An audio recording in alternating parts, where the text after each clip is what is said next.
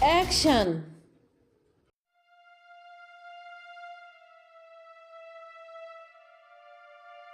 তৃতীয় পর্বে গল্প প্রথমবার থেমে গিয়ে একটি গুরুত্বপূর্ণ প্রশ্ন তোলে।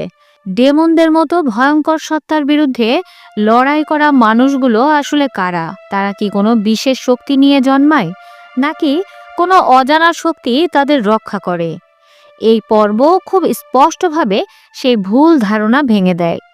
ডেমন স্লেয়ার কোনো জাদুকর বা অলৌকিক মানুষ নয়। তারা এক সময় ছিল একদম সাধারণ মানুষ, তবে সাধারণ জীবনযাপন তারা রেখে এসেছে অনেক পেছনে। এই পথ বেছে নেওয়ার মানে হলো প্রতিদিন কঠোর প্রশিক্ষণ, প্রতিটি নিঃশ্বাসের উপর সম্পূর্ণ নিয়ন্ত্রণ এবং মানসিকভাবে কখনো ভেঙে না পড়ার শপথ। ডেমন স্লেয়ার হওয়া কোনো রোমাঞ্চকর পেশা নয়, এটা এমন এক বাস্তবতা যেখানে একটি ভুলই হতে পারে শেষ ভুল।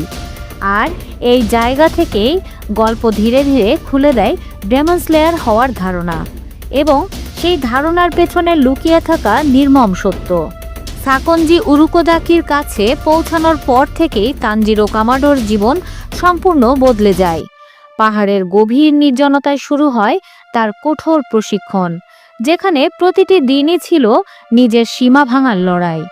ভোরের আগে ঘুম ভাঙে, শ্বাস প্রশ্বাস নিয়ন্ত্রণ, শরীরের ভারসাম্য, তলোয়ার চালানোর মৌলিক কৌশল সবকিছুই শেখানো হয় নির্মম অনুশীলনের মধ্য দিয়ে। খাড়া পাহাড়ে বেয়ে ওঠা, হিমশীতল নদীর স্রোতের ভেতর দিয়ে দৌড়ানো সবকিছুই তানজিরোর শরীরকে ধীরে ধীরে নিঃশেষ করে দেয়। শরীর ভাঙে, কিন্তু মন আরও বেশি কাঁপে। রাতে একা বসে সে ভাবে, আমি কি সত্যি ডেমনদের সামনে দাঁড়াতে পারবো? একদিন উরুকোদাকি তাকে নিয়ে যান পাহাড়ের গভীরে।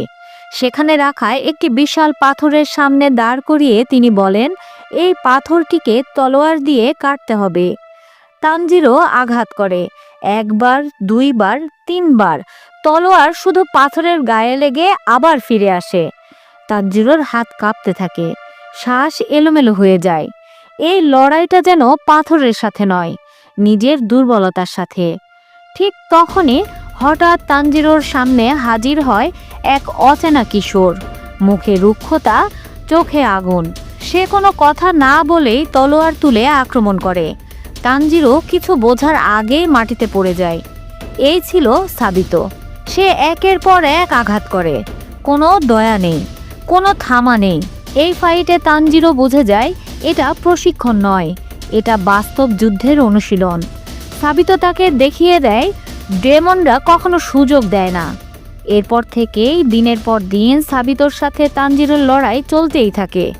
প্রতিবারই তানজিরো হারে, কখনো তলোয়ার ছুটে যায়, কখনো শরীরের ভারসাম্য হারায়।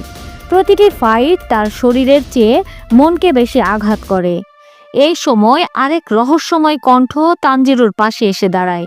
শান্ত কোমল সে মাকুমো। সে কখনোই তলোয়ার তোলে না, কিন্তু প্রতিটি ফাইটের পর নরম কণ্ঠে তানজিরোর ভুলগুলো বুঝিয়ে দেয়। সে বলে, শক্তি থাকলেই হবে না, নিজের ভয়কে বুঝতে হবে।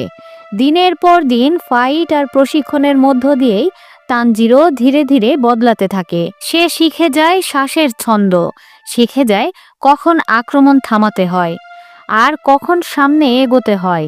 একদিন সাবিতো আবার তার সামনে দাঁড়ায়। এবার ফাইট শুরু হতেই তানজিরো পালায় না, শ্বাস নিয়ন্ত্রিত, পা স্থির, তলোয়ার শক্ত করে ধরে। আঘাত আসে, তানজিরো এড়িয়ে যায়। প্রথমবারের মতো সাবিতোর আঘাত লক্ষ্যভ্রষ্ট হয়। লড়াই চলতে থাকে, আর শেষ মুহূর্তে তানজিরোর তলোয়ার সাবিতোর মুখোশ ছুঁয়ে যায়। এই ফাইটে তানজিরো প্রমাণ করে সে আর আগের মতো দুর্বল নয়। শেষে সে আবার সেই বিশাল পাথরের সামনে গিয়ে দাঁড়ায়। এইবার তার সামনে কোনো শত্রু নেই, কিন্তু ভেতরে আছে হাজারটা ভয়। শ্বাস নেয়, তলোয়ার তোলে, আর এক নিখুঁত আঘাতে পাথর দ্বিখণ্ডিত হয়ে যায়।